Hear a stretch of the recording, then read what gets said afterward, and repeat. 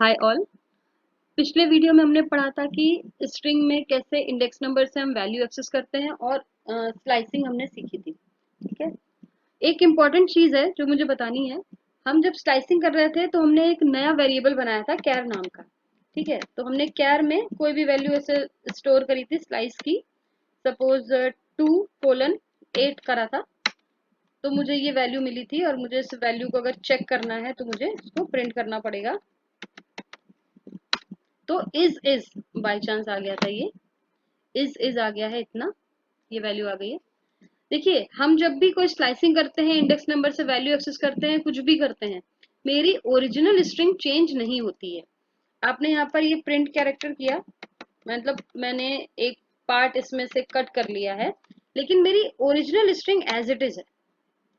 This is a Python class. ठीक है, यानी इससे इसका मतलब ये है कि हम कुछ भी कर लें, ये जो मैंने एक बार वैल्यू असाइन कर दी है ये चेंज नहीं। ये प्रॉपर्टी जिसमें होती है उसे हम इम्यूटेबल डेटा टाइप कहते हैं, यानी कि डेटा टाइप चेंज नहीं हो सकता। हमने जो डिफाइन कर दिया हम उसे चेंज नहीं कर सकते। str1 में जो वैल्यू असाइन कर दी है वो चेंज नहीं हो सकती। हाँ, आप str1 को नई वैल्यू इटसेल्फ दे दो तो चलेगा, कोई दिक्कत नहीं है। मैं str1 is equal to str1 slice 2:11 देती हूँ। ठीक है, str1 में ही मैंने नई वैल्यू असाइन कर दी है, अब ये चलेगा, कोई दिक्कत नहीं है। str1, अब str1 में क्या है, ये स्ट्रिंग पड़ी हुई है। ठीक है, कैसे पड़ी है, मैंने इस str में नई वैल्यू असाइन करी है, इसे चेंज नहीं कर सकती हूँ, इसे मैनिपुलेट नहीं कर सकती हूँ। जो भी सीक्वेंसेस मैनिपुलेट नहीं होते हैं, मैनिपुलेट मतलब ना हम इस स्ट्रिंग में कुछ ऐड कर सकते हैं ना डिलीट कर सकते हैं यहाँ से इसी मेथड से, उसे हम इम्यूटेबल डेटा टाइप कहते हैं। अब आप बोलोगे अगर मैं यहाँ पर लिख दूं न्यू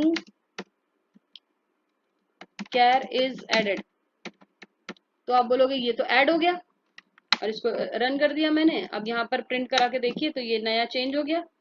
तो ये आपने क्या किया है, str1 में वैल्यू असाइन करी है, ये भी पहला ही स्टेप ही है। इटसेल्फ आप फ्रेश वैल्यू असाइन कर रहे हो, आप एग्जिस्टिंग स्ट्रिंग में किसी और मेथड या किसी और तरीके से डेटा को ऐड नहीं कर सकते हो। ठीक है, ये इम्यूटेबल होता है। ठीक है, तो स्ट्रिंग मेरी इम्यूटेबल डेटा टाइप होती है। और जिन डेटा टाइप में आप वैल्यू ऐड कर सकते हो उन्हें हम म्यूटेबल डेटा टाइप कहते हैं, जैसे कि लिस्ट। तो जब हम लिस्ट पढ़ेंगे तब हम अच्छे से समझेंगे कि म्यूटेबल का मतलब क्या होता है। इम्यूटेबल का मतलब है आप कुछ भी इसके साथ स्लाइसिंग करते रहो, इस इंडेक्स नंबर निकालते रहो, कुछ भी करो, लेंथ निकालो, टाइप निकालो, ओरिजिनल स्ट्रिंग वही की वही रहेगी, चेंज नहीं होती। ठीक है, तो हम फिर से अपने पुराने वाले स्ट्रिंग पे आ जाते हैं। इसे रन कर लेते हैं। अब हम इसे रन करेंगे तो सेम मिलेगा हमको, और ये है नया वैल्यू असाइन करने का तरीका। ठीक है, तो इसे हम डिलीट कर देते हैं डबल डी प्रेस करके। ठीक है, अब हम देखते हैं कि कुछ मेथड्स होते हैं स्ट्रिंग के। मेथड मतलब होता है कुछ ऐसी फंक्शनैलिटीज जो उस पर्टिकुलर डेटा टाइप के लिए होती हैं। जैसे कि एक एग्जांपल है ये, जैसे लिखा हुआ है अपर। ठीक है, अपर का मतलब होता है अपर केस, अपर केस का मतलब होता है कैपिटल में लिखना। अब जैसे ये अल्फाबेट्स हैं, बेसिकली स्ट्रिंग्स अल्फाबेट्स होती हैं। आप स्ट्रिंग में कुछ भी लिख सकते हो लेकिन होती वो अल्फाबेट्स हैं।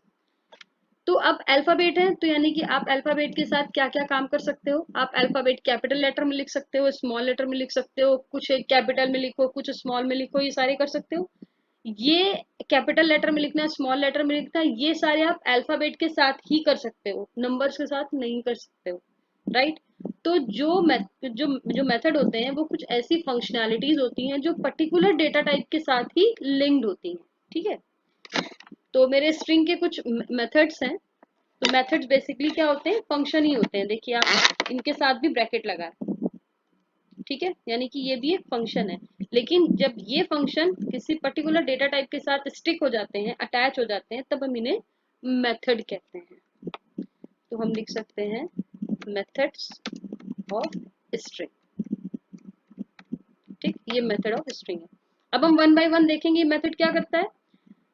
तो देखिए, upper, lower, capitalize, swap case, title, इन पांचों के नाम से आपको समझ में आ रहा है कि ये अल्फाबेट का केस चेंज करने के लिए, upper case, lower case, capitalise, title, swap case. तो हम वन बाय वन देखते हैं क्या करते हैं।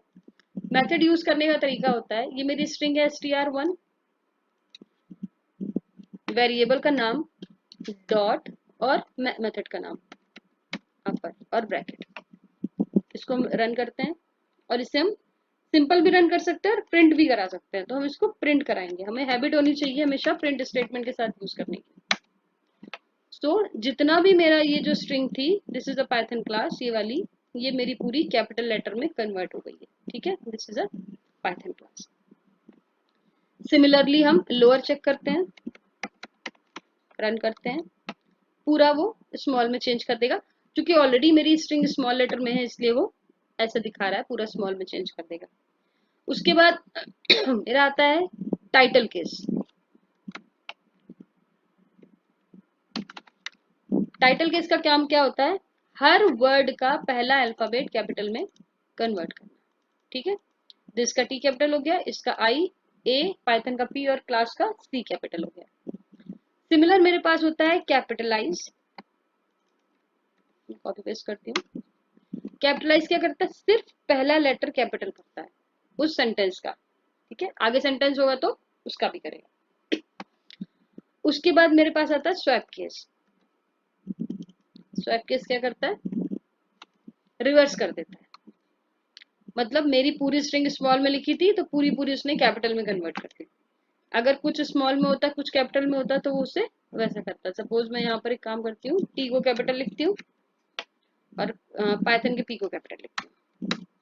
इसे रन किया, अब स्वैप केस को रन किया तो देखिए जो कैपिटल था वो स्मॉल हो गया और जो स्मॉल था वो कैपिटल हो गया। ठीक है, टी मेरा स्मॉल कैपिटल में था तो स्मॉल हो गया, पाइथन का पी कैपिटल में था वो स्मॉल हो गया, बाकी सारा मेरा कैपिटल हो गया। रिवर्स कर देता है। उसके बाद मेरे पास बचते हैं काउंट, फाइंड और इंडेक्स। ये तीन मेरे जो मेथड है इनका केस से कोई लेना देना नहीं है। देखिए इनको हम देखते हैं। काउंट मेरा क्या करता है, काउंट के अंदर जैसे मुझे ये पता करना है मेरी इस स्ट्रिंग में आई कितनी बार आ रहा है या एस कितनी बार आ रहा है, तो मैं इसी के नीचे लिखती हूँ एस, पहले print bracket str1 dot, method हमेशा डॉट लगा के लिखते हैं, काउंट ब्रैकेट। काउंट में मुझे वो अल्फाबेट, वो कैरेक्टर या वो स्ट्रिंग लिखनी पड़ेगी जिसका मुझे काउंट निकालना है। तो मुझे एस निकालना है। स्ट्रिंग कैसे भी लिखनी हो हमेशा हम सिंगल कोट या डबल कोट में ही लिखेंगे।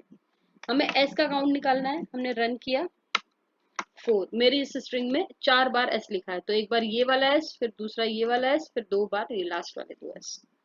सिमिलरली अगर मैं कोई और निकालना चाहूँ, सपोज मैं आई निकालूं तो मुझे आई का काउंट मिल जाएगा। मैंने स्टार्टिंग में बताया था कि पाइथन केस सेंसिटिव होती है, यानी कि कैपिटल और स्मॉल में लिखा हुआ वैल्यू अलग अलग रहती है। तो अगर मैं स्मॉल आई की जगह कैपिटल आई लिखूं और मेरी पूरी स्ट्रिंग में कैपिटल आई कहीं नहीं है तो मुझे 0 काउंट मिलेगा। अगर मैं स्मॉल पी लिखूंगी तो मुझे 0 मिलेगा क्योंकि स्मॉल पी में कहीं भी कुछ भी नहीं है। बट कैपिटल पी में लिखूंगी तो मुझे काउंट 1 मिलेगा क्योंकि पाइथन का पी कैपिटल से। ठीक है, ये मेरा काउंट मेथड होता है। सिमिलरली मेरे पास होता है फाइंड मेथड। ठीक है, तो print str1 dot find. Find मेरा मेथड क्या करता है, जो भी वैल्यू या स्ट्रिंग पास करती हूँ उसका इंडेक्स नंबर देता है। सपोज मुझे आई का इंडेक्स नंबर चाहिए, आई दिखा रहा है इंडेक्स नंबर 2 पर है तो 0 1 2 पर है। ठीक है, लेकिन मेरे पास एक आई और भी है इंडेक्स नंबर 3 4 5 पर। तो मैं कैसे पता करूंगी मुझे ये वाला इंडेक्स अगर चाहिए, तो मैं अपनी इंडेक्स के लिए जो सर्च है ना उसके नंबर दे सकती हूँ। सपोज इसका इंडेक्स नंबर 2 निकल आया तो मुझे पता चल गया कि मुझे 2 के आगे वाले देखने हैं, 2 के आगे आई का इंडेक्स नंबर क्या है। तो मैंने क्या करूंगी, मैं अपनी सर्च को 2 के आगे का नंबर दे दूंगी और वहां पे सर्च करूंगी। अब मुझे उसके मतलब अब वो अपनी सर्च ना वो यहाँ से स्टार्ट नहीं करेगा, अब वो 0 1 2 3 यहाँ से स्टार्ट करेगा। यहाँ से उसे आई 5th इंडेक्स नंबर पे मिल गया तो उसने इंडेक्स नंबर 5 मुझे आउटपुट में दे दिया। ठीक है, चलिए अब अगर मैं यहाँ पर कोई ऐसी वैल्यू डाल दूं जो यहाँ पर है ही नहीं, सपोज मैं z लिख देती हूँ, मेरी पूरी स्ट्रिंग में z कहीं नहीं है, तो फाइंड मेथड मेरा -1 आउटपुट दे देता है, एरर नहीं देता मुझे, -1 आउटपुट दे देगा। यानी कि -1 आउटपुट अगर आया तो मतलब वो इंडेक्स मेरी वो वैल्यू मेरे एग्जिस्ट नहीं करती है, मेरी स्ट्रिंग में नहीं है। अब आप बोलोगे -1 इंडेक्स नंबर तो आखिरी वैल्यू का भी होता है, लेकिन फाइंड मेथड मुझे हमेशा पॉजिटिव साइड से इंडेक्स नंबर देता है, नेगेटिव साइड से नहीं देता है। ठीक है, तो -1 मिलने का मतलब है यहाँ पर वैल्यू एग्जिस्ट नहीं करती। ठीक है, सिमिलर काम करता है मेरा इंडेक्स मेथड। ठीक है, जैसे मैंने इंडेक्स में आई का इंडेक्स निकाला तो मुझे पहला 2 देगा, फिर मैंने कॉमा लगा के इंडेक्स नंबर 3 से सर्च स्टार्ट करी तो इंडेक्स नंबर 5 देगा। फाइंड और इंडेक्स सेम मेथड है, सेम तरीके से काम करते हैं, बट एक डिफरेंस है। अगर कोई मेरी वैल्यू एग्जिस्ट नहीं करती है तो फाइंड मुझे क्या देता था, -1 देता था, लेकिन इंडेक्स मेथड मुझे एरर देता है, सब स्ट्रिंग इज नॉट फाउंड। यानी कि ये जो सब स्ट्रिंग है, स्ट्रिंग का पार्ट सब स्ट्रिंग, यानी कि सब स्ट्रिंग मेरी इसमें नहीं है। ठीक है, तो इंडेक्स और फाइंड मेथड में क्या डिफरेंस होता है, इंडेक्स में अगर कोई वैल्यू नहीं है तो वो उसका आंसर एरर में देता है, और फाइंड उसका आंसर -1 देता है, एरर नहीं देता है। आई होप आप ये मेथड आपको समझ में आ गए होंगे। नेक्स्ट वीडियो में हम पढ़ेंगे कुछ इंटरेस्टिंग चीज, बहुत ज्यादा, format string, raw string, escape sequence, और भी बहुत सारी चीजें पढ़ेंगे। तो मिलते हैं नेक्स्ट वीडियो में, बाय बाय।